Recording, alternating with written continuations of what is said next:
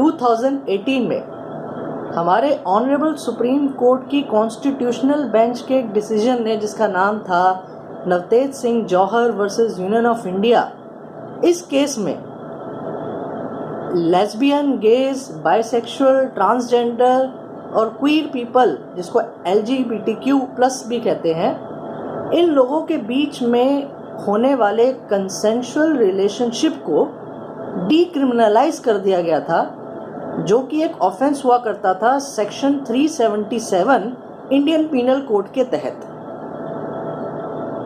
अब 5 साल हो गए इस डिसीजन को आए हुए, लेकिन सेक्शन 377 IPC के रिगार्डिंग आज भी कई सारे मिसकंसेप्शंस हैं।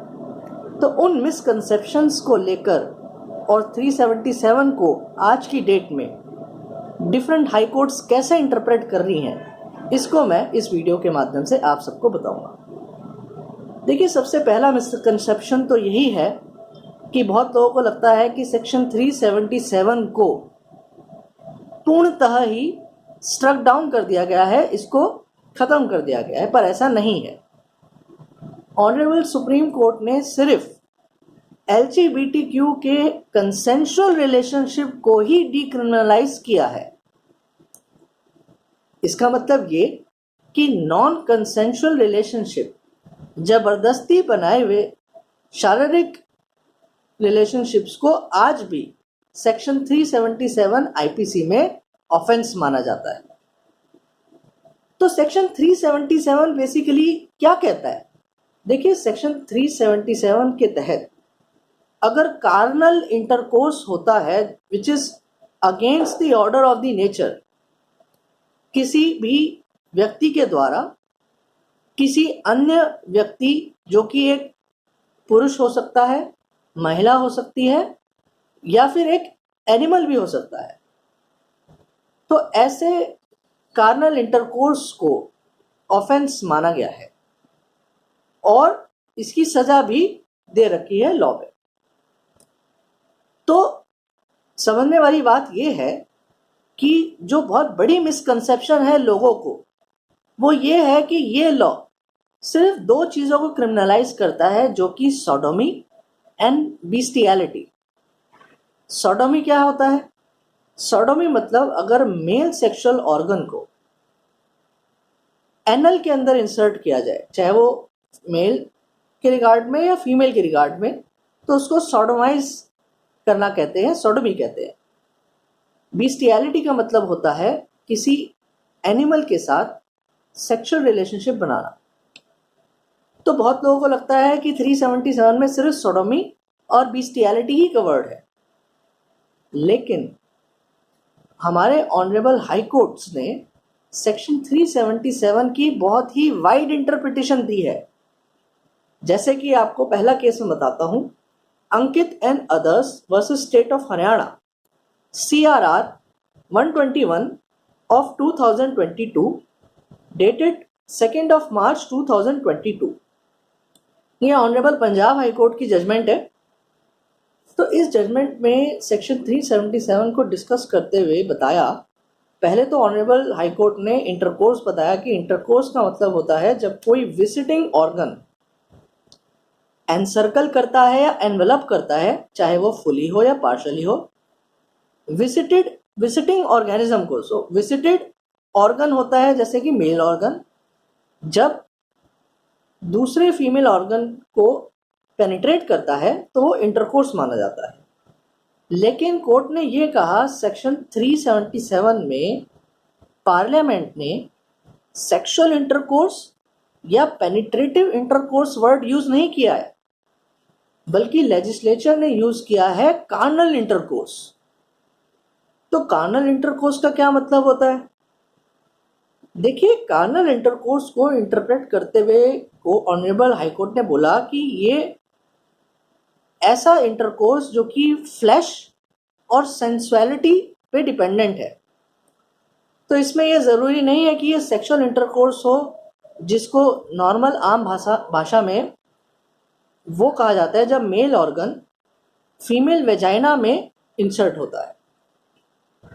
तो कोर्ट ने ये कहा, यहाँ पे क्वेश्चन ये था कि अगर मेल ऑर्गन को थाइज में इंसर्ट किया जाए, पैरों में, तो क्या वो सेक्शन 377 में कवर होगा? तो पंजाब हाईकोर्ट ने एक बहुत ही पुरानी जजमेंट को रेफर करा जिसका नाम था सिरकर वर्सेस गोला माइथीन पिल्लई। ये त्रवणकोर हाईकोर्ट की जजमेंट थी बिफोर इंडिपेंडेंस। तो इस जजमेंट में ये बताया गया था कि जो 377 का कार्नल इंटरकोर्स का ऑफेंस है उसमें वो भी चीज़ इंक्लूड हो जाएगी जब किसी मेल ऑर्गन को मुंह में इंसर्ट किया जाएगा। तो इसी एनालॉजी को लेते हुए पंजाब एंड हरियाणा हाईकोर्ट ने ये कहा कि अगर मेल ऑर्गन को थाइस में भी इंसर्ट किया जा रहा है तो वो भी सेक्शन 377 में कवर हो जाएगा। तो सेक्शन 377 तब भी लगेगा जब वो मेल ऑर्गन को किसी दूसरे बॉडी पार्ट में इंसर्ट किया जाए। तो सिर्फ एनल में इंसर्ट करने पर ही, जिसे सोडोमी कहते हैं, सेक्शन 377 सीमित नहीं है।